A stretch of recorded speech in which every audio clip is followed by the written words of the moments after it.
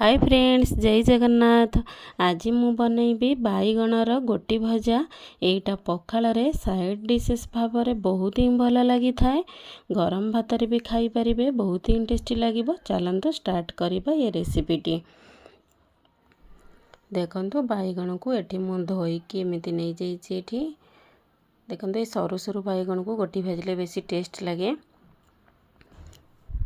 तो मु एठी बाईगण को काटी दउछि।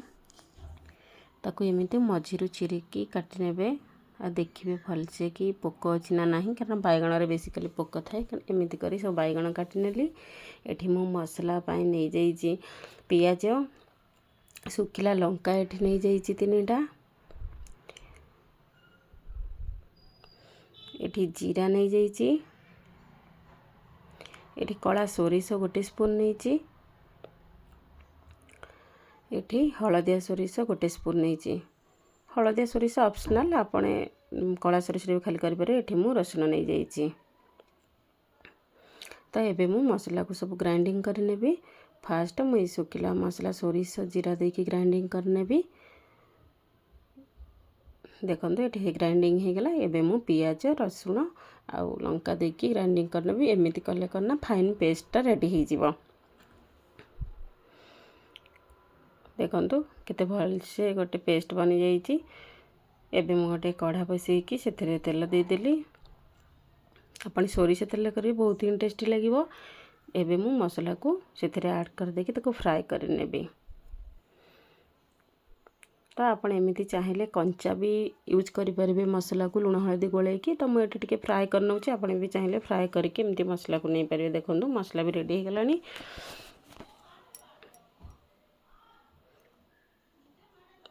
देखंतु एबे मु सब मसला गुडी को बाईगण रे सब दे देबे। बाईगण एमिति स्पून दे नै कि देबे, कारण एथिरे लंका ग्राइंडिंग हेछि ना, हाथ पड़िबो। सेति स्पून ने दे देबे। एमिति करके सब बाईगण रे मसला दे देबे। देखंतु सब थिरे दे देली। एबे एपटे गोटे कढ़ा बसै देछि। सेथिरे एबे तेल दे सोरिष तेल नै जिबी। सोरिष तेल रे ही भाजिबे, बहुत ही टेस्टी लागिबो। देखंतु एमिति करके गोटी गोटी करी पकेबे।